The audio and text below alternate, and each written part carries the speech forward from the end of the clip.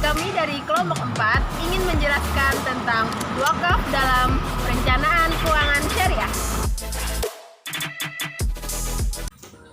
Kata wakaf atau wakaf berasal dari bahasa Arab, yaitu waqafa berarti menahan atau berhenti atau berdiam di tempat atau tetap berdiri. Wakaf dalam istilah kamus fikih adalah memindahkan hak milik pribadi menjadi milik suatu badan yang memberi manfaat bagi masyarakat. Wakaf menurut hukum Islam dapat juga berarti menyerahkan suatu hak milik yang tahan lama zatnya kepada seorang atau nazir atau penjaga wakaf, baik berupa perorangan maupun berupa badan pengelola, dengan ketentuan bahwa hasil atau manfaatnya digunakan untuk hal-hal yang sesuai dengan syariat Islam.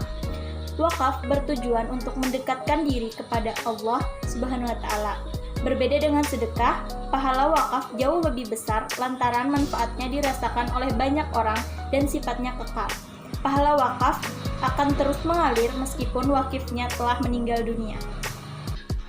Menurut jumhur ulama dari mazhab Syafi'i, Maliki, dan Hambali, mereka sepakat bahwa rukun wakaf ada 4, yaitu 1. Wakif, orang yang berwakaf. 2. Mauquf alaih, orang yang menerima wakaf. 3. Mauquf, harta yang diwakafkan. 4. Siknat atau pernyataan wakif sebagai suatu kehendak untuk mewakafkan harta bendanya. Menurut pasal 6 Undang-Undang Nomor 41 Tahun 2004, wakaf dilaksanakan dengan memenuhi unsur wakaf sebagai berikut. Yang pertama wakif, yang kedua nazir, yang ketiga harta benda wakaf, yang keempat ikrar wakaf, yang kelima peruntukan harta benda wakaf, yang keenam jangka waktu wakaf.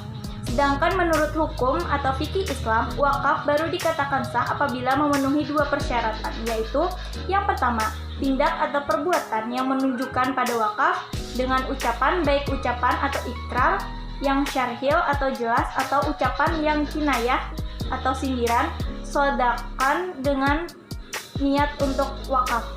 Jenis wakaf-wakaf terbagi menjadi beberapa macam berdasarkan tujuan, batasan waktu, dan penggunaan barangnya. 1. Wakaf berdasarkan tujuan.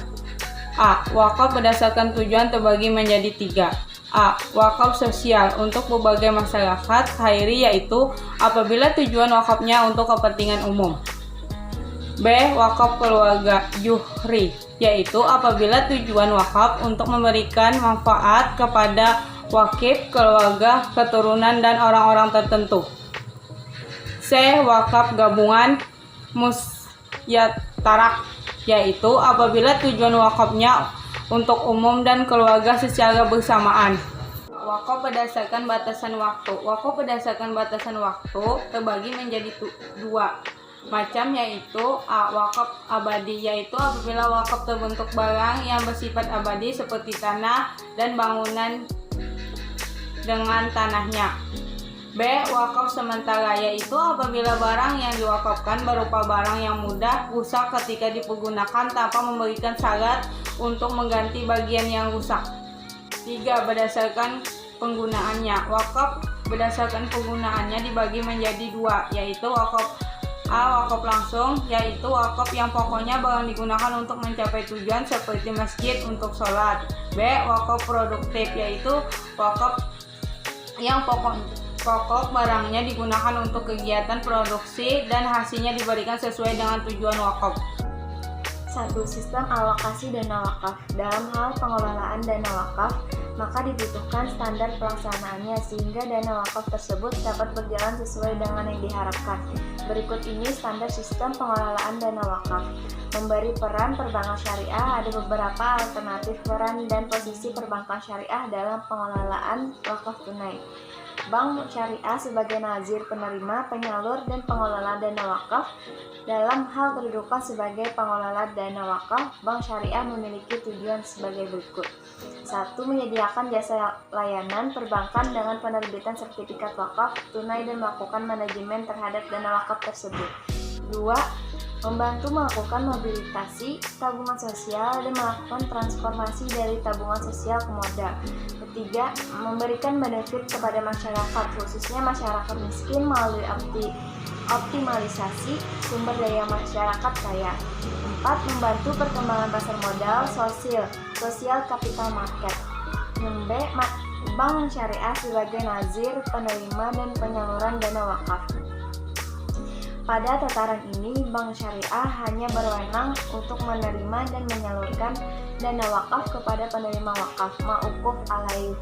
Sedangkan pengelolaannya dilakukan oleh lembaga lain, misalnya Badan Wakaf Indonesia. Yang C. Bank syariah sebagai pengelola, fund manager. Dana wakaf pada alternatif ini kedudukan bank syariah hanyalah terbatas pada pengelola dana wakaf. Keunggulan dari sistem ini yaitu bank syariah hanyalah terfokus pada proses penggalangan dana wakaf dengan mengoptimalkan profesionalitas yang dimiliki. Yang D. Bank syariah sebagai custody alternatif. Ini memberikan peran kepada bank syariah untuk menjadi kustodi atau penelitian sertifikat wakaf tunai yang diberikan oleh BWI.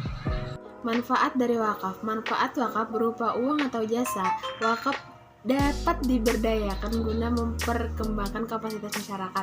Aktivitas bina sosial yang berisi program penelitian kerja dan usaha bagi para pengangguran dapat dipergunakan untuk membantu perkembangan lembaga pendidikan di daerah-daerah terpencil.